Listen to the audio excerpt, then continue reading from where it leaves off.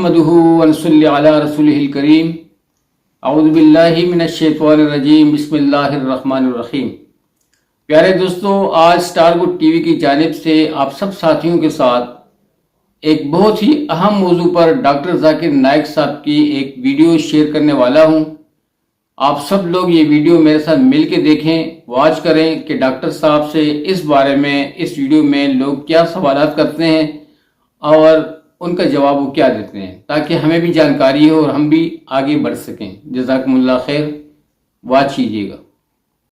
میرا آپ سے یہ سوال ہے۔ میرا نام شہباز مسیح ہے اور میں کرسچن مذہب سے میرا تعلق ہے، اور میں نے دوسری کی کتابیں پڑھا ہے اور یہ حدیث بھی موجود ہے۔ مجھے حدیث نمبر میرے پاس لکھی ہوئی ہے، یاد نہیں ہے مجھے، کہ آپ کے چاچا جان نے کلمہ نہیں پڑھا۔ نبی پاک صلی اللہ علیہ وسلم نے آپ کے چاچا جان سے کہا جب وہ مرنے لگے تھے کہ آپ میرے کان میں کلمہ پڑھ لیں تو آپ جنت میں جائیں گے، اگر آپ کلمہ نہیں پڑھیں گے تو آپ جہنم میں جائیں گے۔ میرا آپ سے یہ سوال ہے، کیا آپ کا سارا خاندان، نبی پاک کے والدین، نبی پاک جب پیدا ہونے والے تھے تو 6 ماہ پہلے آپ کے والد فوت ہو گئے تھے، اور 6 سال بعد آپ کی والدہ، 40 سال بعد آپ کو نبوت ملی ہے۔ میرا آپ سے یہ سوال ہے کہ کیا نبی پاک کے چاچا جان اور والدین جنت میں جائیں گے یا جہنم میں؟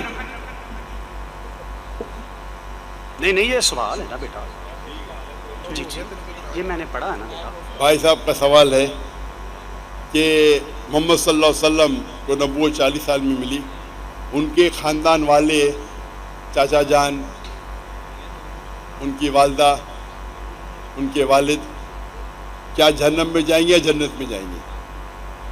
جو تحقیق کرنے کے بعد ہمیں پتہ لگتا ہے، ان کے خاندان والے کوئی بھی ہو، چاہے والد ہو، والدہ ہو، چاچا ہو، چاچی ہو، بہن ہو، بھائی ہو، اگر توحید پہ ہے اور شرک نہیں کرتے تو انشاءاللہ وہ جنت میں جائیں گے۔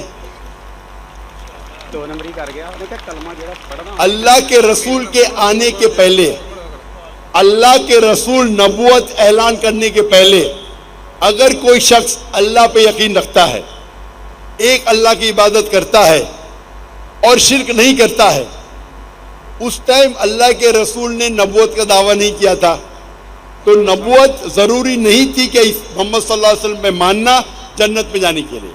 اس وقت آپ کو ماننا چاہیے کہ اللہ ایک ہے، اللہ کے ساتھ کسی کو شریک نہیں کرنا چاہیے۔ اس وقت کے پیغمبر، اگر وہ دور تھا عیسیٰ علیہ السلام کا، تو آپ کو ماننا چاہیے عیسیٰ علیہ السلام پیغمبر ہے۔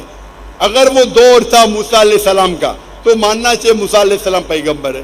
اگر کوئی دوسرا دور تھا، لیکن لازم ہے کہ آپ کو ماننا چاہیے کہ اللہ ایک ہے اور اس کے ساتھ کسی اور کو شریک نہ کرنا چاہیے۔ تو آپ کس کی بھی تحقیق کرو، والد، والدہ، بھائی، بہن، جو بھی ہے،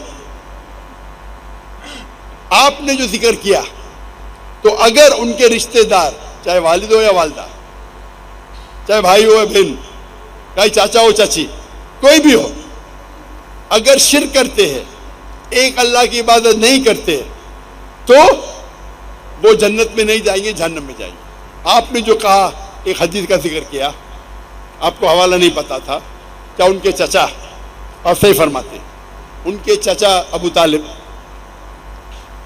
انہوں نے اللہ کے رسول کو پروٹیکٹ کیا، ان کو محفوظ رکھا دشمنوں سے، کیونکہ وہ اپنے قبیلے کے تھے، لیکن وہ یہ نہیں مانتے تھے کہ اللہ ہی کے اور اللہ کے رسول محمد صلی اللہ علیہ وسلم کے پیغمبر ہیں، لیکن اپنے جان سے بڑھ کر ان کی حفاظت کی۔ اسی لیے اللہ کے رسول چاہتے تھے کہ ان کے چچا اسلام قبول کرے، لیکن انہوں نے قبول نہیں کیا۔ آپ کا کہنا ہے کیا وہ جنت میں جائیں گے؟ نہیں، کیونکہ انہوں نے اسلام نہیں قبول کیا۔ اللہ کے رسول نے اپنے رسالت کا اعلان کر چکے تھے، وہ ان کی حفاظت کیے، ان کی مدد کی، اپنے جان سے بڑھ کر کی، لیکن کیونکہ انہوں نے ایک اللہ اور اللہ کے رسول کو یہ نہیں مانا کہ وہ اللہ کے رسول تھے، اسی لیے وہ جنت میں نہیں جائیں گے۔ مفسرین یہ کہتے ہیں، محدث یہ کہتے ہیں کہ ان کو سب سے کم दोज़ख में सबसे कम सज़ा मिलेगी, ये उनकी तशरीह है। लेकिन क्योंकि वो अल्लाह के रसूल के पैगाम को एक्सेप्ट नहीं किए, वो नहीं मानते थे कि मोहम्मद सल्लल्लाहु अलैहि वसल्लम अल्लाह के रसूल है, इसीलिए वो जहन्नम में जाएंगे। तो रिश्तेदार होने की वजह से कोई अल्लाह के रसूल के या कोई अच्छे इंसान के आपको जन्नत नहीं मिलेंगी। जन्नत में जाने के लिए आपको मानना पड़ेगा कि अल्लाह एक है और अल्लाह के आखिरी रसूल मोहम्मद सल्लल्लाहु अलैहि वसल्लम। माइक नंबर 2 पर अगर कोई गैर मुस्लिम भाई आप लोगों ने वीडियो वॉच की होगी और डॉक्टर साहब के जवाब सुने होंगे। दोस्तों, डॉक्टर साहब ने काफ़ी मेहनत की हुई है और उन्होंने अपने इल्म के बदौलत से माशाल्लाह काफ़ी दुनिया के काफ़ी ममालिक में घूम कर इस्लाम की दीन की खिदमत की है और उनकी इस मेहनत के ज़रिए से काफ़ी लोग गैर मज़हब अक़वाम के लोग मुसलमान हुए और उन्होंने दीन की काफ़ी खिदमत की है। अल्लाह करीम हमें भी दीन की खिदमत करने की तौफीक दे कि हम लोग दीन को सीखें और आगे बढ़ें। तो दोस्तों, दीन इस्लाम जो है ये एक मुकम्मल ज़ाब्ता हयात है और इसके बग़ैर कामयाबी जो है दोस्तों नामुमकिन है। कोशिश करें कि दीन पर जमे रहें और दीन के साथ शौक़ पैदा करें, अल्लाह सुब्हानहू तआला की खुशनुदी हासिल करें और आगे बढ़ते जाएं।